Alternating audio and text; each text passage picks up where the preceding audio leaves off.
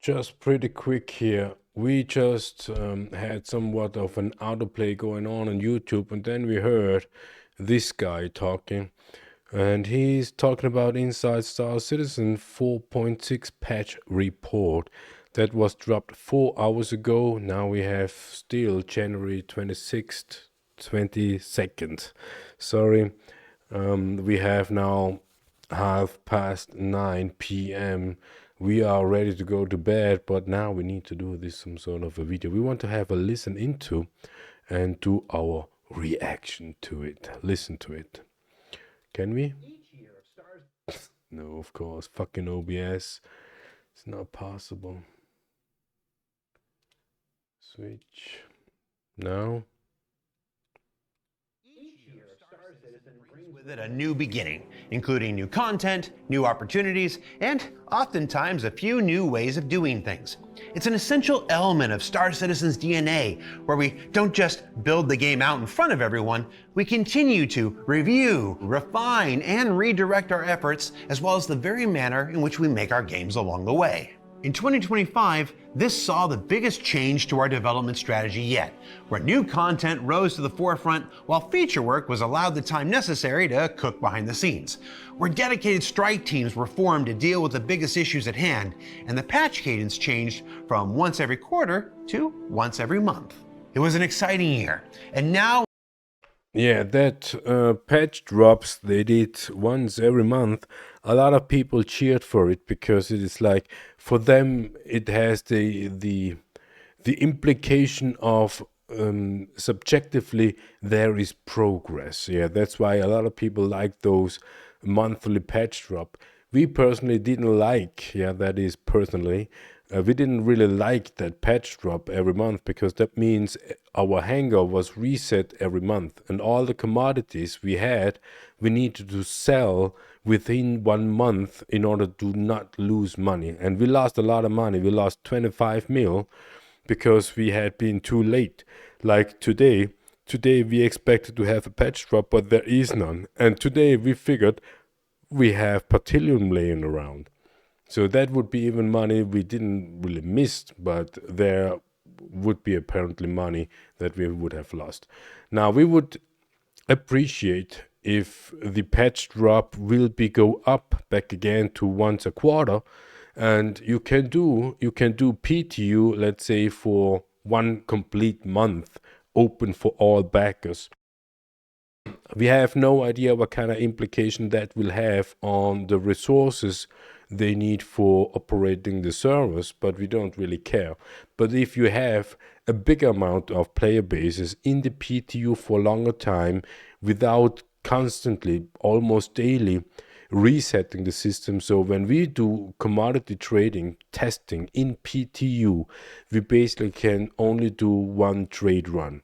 But we cannot do mass trade run testing because the patch drop always resets the inventory within PTU. And if you increase even that period from, let's say, 1 week to all backers, open that up for 1 month for all backers, and the first 2 months you can do Evocati for 1 month, you can do, I don't know, I mean, first wave throughout a second month, and the third month would be PTU for all backers, and at the end of the third month, you can drop the patch to PU. And then you can make, I mean, it makes sense for those who want to roleplay and want to decorate their hangars, and it would remain there for 3 months. And so a lot of people would spend more time in their own personal hangars just because they know it doesn't get wiped 1 month, 4 weeks later on. into 2026, we continue our yearly evolution as we head into the upcoming Alpha 4.6. And that is another thing, yeah. They produced a lot of content. They didn't produce a game like Tom Cruise would say, we produce a movie, we do not produce content. And applying that to CIG, they producing a content, they don't produce a video game. And when they manage, from those 12 months, managed to release, what was it? 10 out of 12 months, or let's say 9 out of 11 patch drops in 1 year and managed to release complete new, let's say, sandbox activities or game loops or whatever you call it, missions, events, whatnot, when they are able to achieve to release such kind of events every month, then they are actually fucking around with us, the backers, the players, and whatnot. But we just came across a video lately. They said there had been 2 votes from the early backers, or the backers back then. 2013 was one, and shortly after was another one. And they voted to continue developing the stuff because we want to have somewhat of a perfect whatever. And yeah, since then, that is more than 10 years ago, they still continue doing that. Basically making it perfect or whatever. And yeah, that's why they're fucking around. When they are managing to release each month a new content, then they can produce a lot of more stuff within a short period of time. We would say, in German, we would say, wir werden hingehalten, what means they just pretend as if they would develop, but they can just snap and produce something like that. And when it comes to chip manufacturing, we had seen a lot of chips coming out last year, and those, most of them haven't been concepted chip. Yeah, you know that the term like JPEG chips they selling, those chips they released previous year, they haven't been, most of them at least, haven't been JPEG chips. They had been new chips. Nobody knew that they will producing those and releasing them within 1 year. Now, instead of a patch every month or every quarter, this year we'll introduce a new bi-monthly patch cadence, which is 1 every 2 months for those of you who appreciate homonyms. No? Yeah, we absolutely don't like his humor, and we do not know what he actually said. A new bi-monthly patch cadence, what does that mean? That we can buy each month something. That is something what they already did. And I mean, it is FOMO, absolutely FOMO. And the only thing why people go into it, even we go into it, it is because the stuff looks absolutely awesome. This is one of these patch bundle, and the problem here is it's always wall-bound. If you have store credit laying around, this would be an absolute great opportunity to spend your store credit to have zero it out, but you need to spend IRL money, something from 20 up to 35 we had seen previous year. And when they say they want to release these patch bundle cadence for every month, I mean, they already do that. And that would mean if you have averaging $30 multiplied 12, you will spend $360 for this kind of stuff. It looks cool, we admit. It looks cool, it looks sexy, but you basically just get the paint and armor set and the weapon. And if you actually want to have it, to make the best out of it, you need to have this chip. And even if you have this chip, it might be that you want to exchange this chip a few months later on.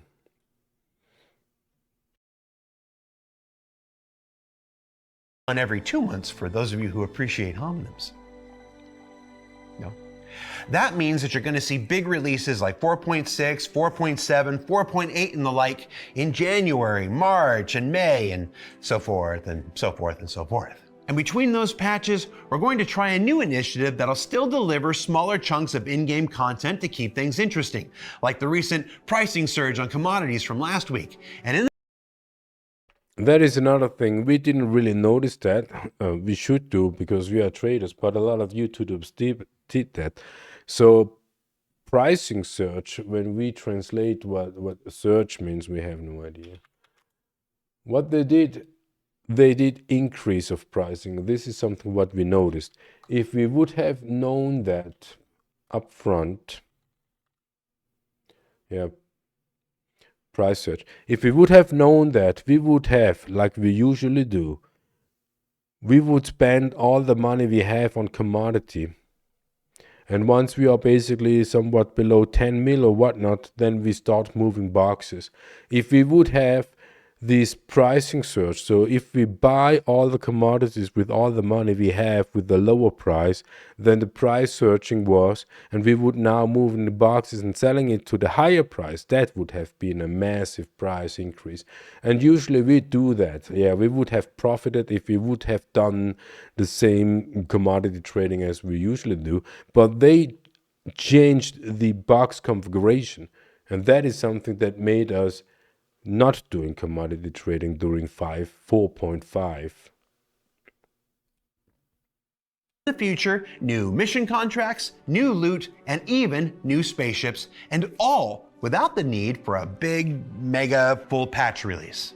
It's an exciting experiment, and one that we're eager to undertake as we continue our journey to 1.0 with a year of patches aiming to deliver more feature improvements like inventory rework.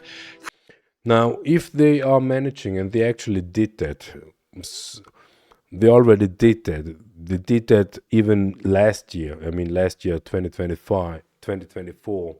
They release stuff without letting you know. They do changes, especially in graphics stuff. You can see how they increase the graphic quality, let's put it that way. And they don't do patch drops for that. And if they say now that they can and will increments on the fly without having a patch drop, that means also that we don't have that many patch drops and therefore having inventory resets. That is welcoming. That will be really interesting to see how that plays out. Crafting, which, if everything works out, should be in tech preview soon or by the time this airs. Instancing, Genesis planets, and more, alongside the content that we showed at CitizenCon Direct. Yeah, we are really looking forward for this Genesis tags because we want to have planets in Nyx. We want to have the swamp planet, and then we will spend time there just to find a perfect spot to have maybe a small hut or something. Yeah, when crafting comes into place, we want to craft a small building somewhere on the swamp planet. Rock Cracker, Tactical Strike Groups, and Municipal Works. So, with all that said, let's go ahead now and take a look at some of what Alpha 4.6 has in store for us, and not just with its intended release next week, but throughout this February. So they officially say that next week, but they don't say when next week. Is it Thursday as usually? Is it Friday as usually? And into March.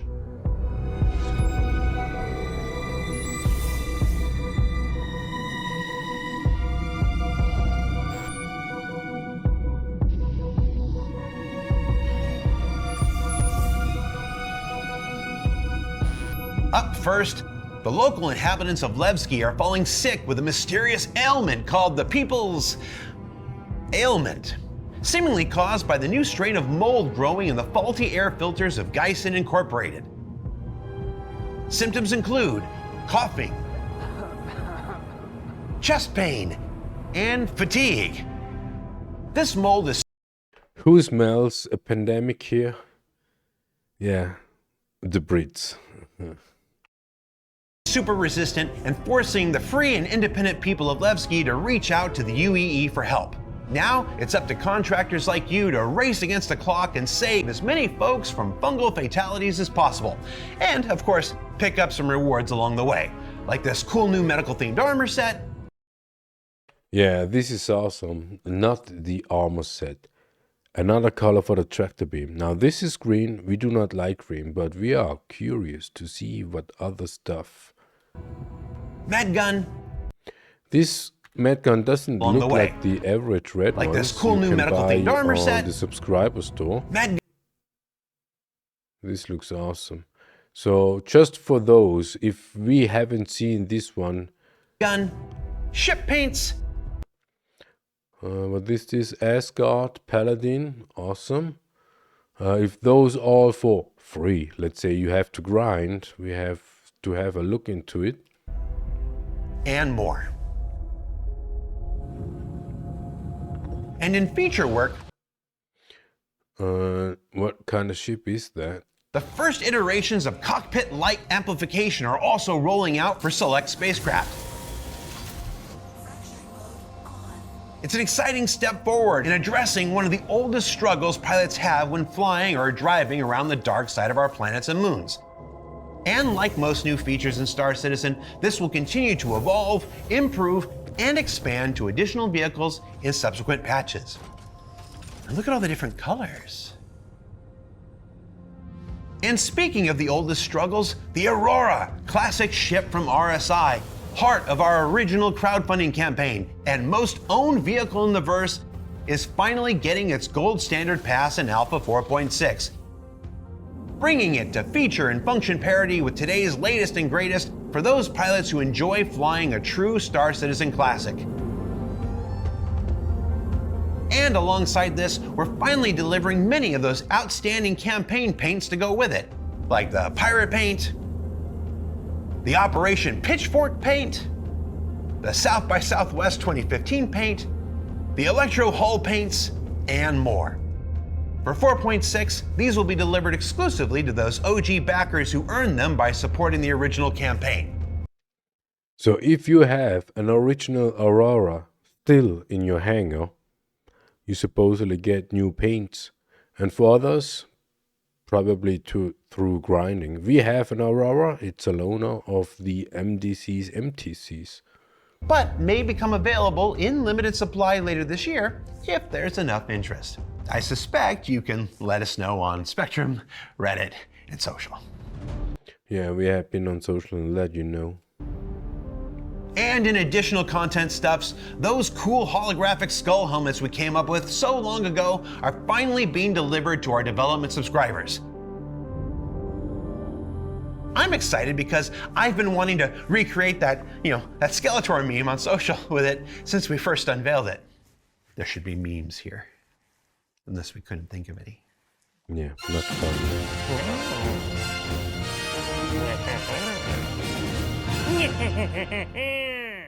There's also offerings from everyone's favorite BenQ. Look. It's the only BenQ you know, technically, who has these nifty new armor and weapon variants available as well. Yeah, looks cool. This fiery stuff would be probably hard grind for that. And the debut of the upcoming RSI Hermes, which you'll see fully and learn more about next week. But as we said at the top of the show, 4.6 doesn't stop when it releases next week. That's because about 2 weeks after that, we'll see the unlocking of new faction-based introductory and advanced mining and salvage missions to better guide new players through the two popular professions, as well as provide additional opportunities to existing players.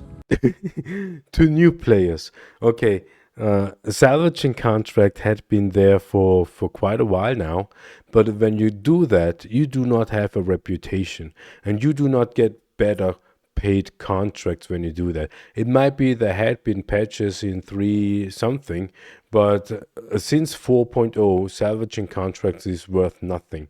And when they now implement mining contract, that will also be nothing worth. So who does that? Hive-minded people who doesn't. I mean, that was the idea. The OGs who did salvaging or maybe still doing salvaging, and the OGs in the mining industry, they don't do it for the contracts. They do contracts just to have a test out. But the actual mining, true mining experience comes from mining itself, not the contracts. There's our annual Cormore event that encourages folks to spend their lives in the verse with someone special, and it arrives with a host of goodies to acquire. Red Festival returns with its super cool red and gold paints, as well as new decal or not variants for those who prefer a cleaner look to your spacecraft paints. Another limited time change to vendors like the recent pricing surge, but this time discounting vehicles sold through in-game shops. Who's that spaceship mine? And finally, another new ship with a familiar silhouette makes its debut weeks later in the 4.6 era. So what's it called? Looks quite interesting. Yes, this silhouette reveal. It looks like a salvaging ship. Yeah, another one salvaging ship. It looks awesome. It kind of looks like an ogle, like the mole. Then what's it to do? Well, I'm not going to tell you, because I'm not sure we're getting away with that whole, what's that spaceship month thing. So come back in a few weeks to find out. Ultimately, 4.6 is the start of a new season of Star Citizen content that will continue to expand the story and gameplay of Nyx, the features and capabilities of the universe itself, and the continuing development of the project as a whole. And as far as shows like this are concerned, well, I'm happy to report that we're going back to weekly from now on. So whether that's ISC, SEL, BTS, or whatever a particular episode is called, we'll be back with something to share each and every week that we can. I've missed you. And one of you sent me a giant wooden hammer, which kind of feels like a threat. But I'm going to try my best. See you next week. Yeah, next week. Thanks for watching.